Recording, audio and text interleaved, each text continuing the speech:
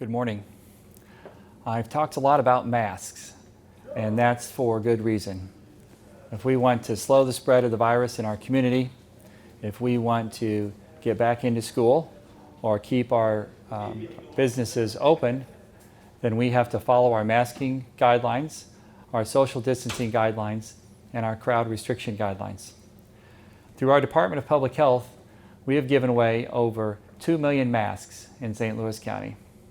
Behind me is another 200,000 masks that will be distributed later this week, and we have 1 million masks on order to be distributed later this summer. When the Federal CARES Act funding was sent to St. Louis County, I said it would be spent on the areas that needed it the most, on people and places who needed it the most, and that's exactly what we've done. Last month, I announced that residents in underserved parts of the county would be participating in a process called a participatory budget process that would help them decide what services they needed best to expand access to health care.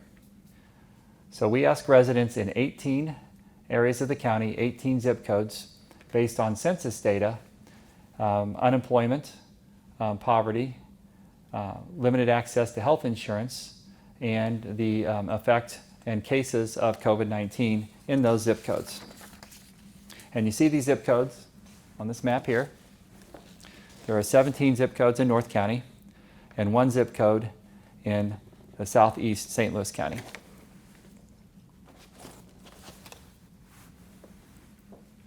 Through an online survey, the Department of Public Health surveyed 324 residents in these zip codes and asked them to choose from services that had been identified by the Department of Public Health and our community partners.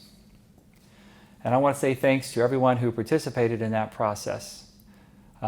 Frequently, residents in underserved areas don't have a voice in what services they are able to receive. But through this process, they were able to advocate for themselves. Their voices were heard.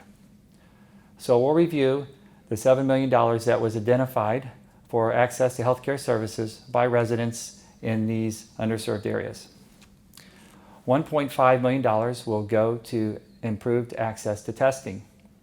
This is for testing in high volume areas, grocery stores, churches, schools, even for homebound seniors and disabled individuals. $2 million will be used to provide increased access to primary care services, preventive services, health screenings, immunizations, also dental services, diagnostic procedures, imaging, restorations, and screenings. Optometry services are also included. This includes eye exams, screenings, glasses, and contacts. $500,000 will be used to provide personal protective equipment, cleaning supplies, gloves, masks, and hand sanitizer.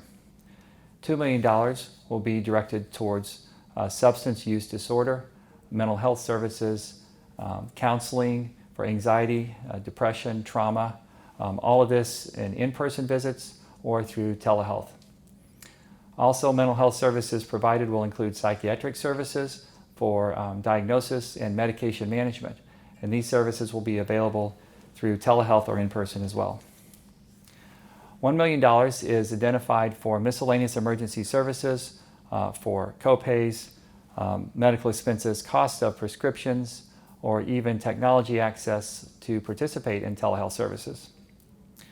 Our health department will begin seeking applications from community partners who can help us provide these services to our residents in underserved areas.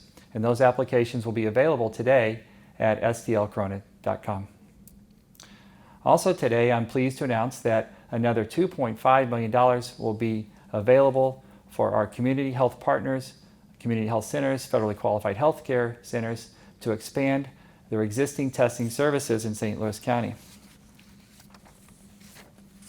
This is on top of the already $1.5 million of services for expanded testing that was identified through our community participatory budget process.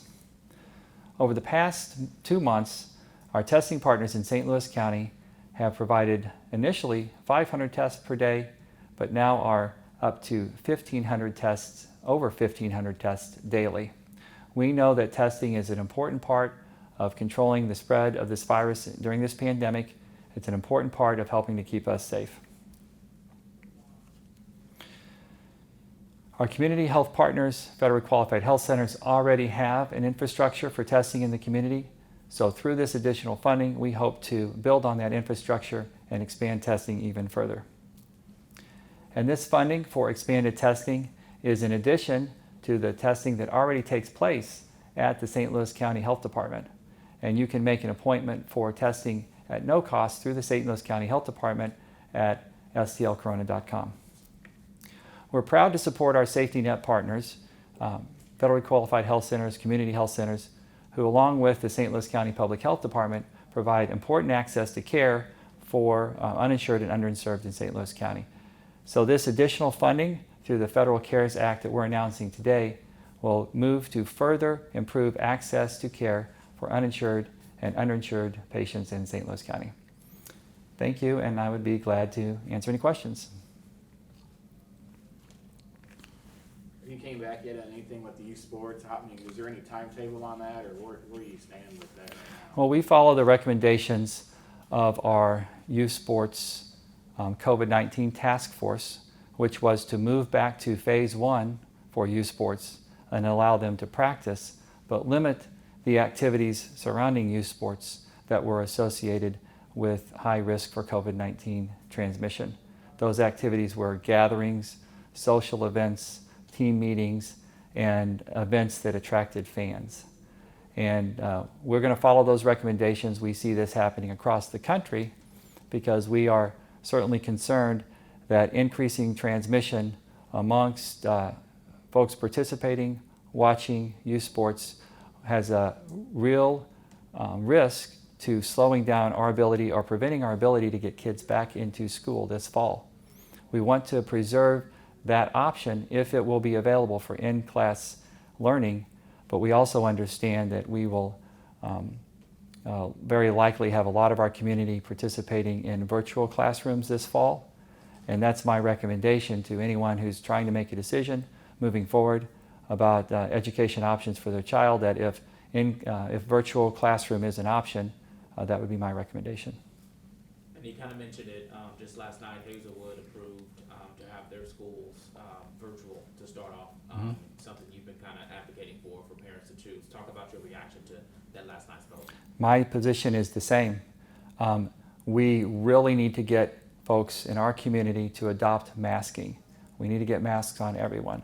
And until everyone is masking, until we have acceptance of social distancing, until we have exceptions of our crowd restrictions, however frustrating they may be, until we have those exceptions, COVID will continue to spread in our community. It will threaten school reopenings, and it will threaten our ability to keep businesses open. And we see this happening across the country. We have to get folks here to accept our social distancing guidelines and wear masks, or this virus will continue to spread. That will affect our schools. With what we know now, with the information we have now, with where we are with COVID in our community, there is certainly the possibility that we could have some in-classroom learning, and we want to keep that possibility open. But I am encouraging parents, if they have a choice, to choose a virtual option for this fall, this first semester. What would you say to the parents that don't? Well, we'll have to work with them because there are some settings where kids and families of first responders and those sort of things, they need a place to go and they need a place to learn. We have a technology gap that's well identified in our community. It is part of the equity challenge that we face with every complex policy question in our community. And how do we address the digital divide? Not just access to tablets, but also access to high-speed internet. And we'll be talking more about our county efforts to set aside $4 million from the CARES Act fund to try and address that technology gap for people or families in our community and places in our community where ability to participate in a virtual classroom is going to be difficult. And we're talking to our superintendents now about how we can close that gap.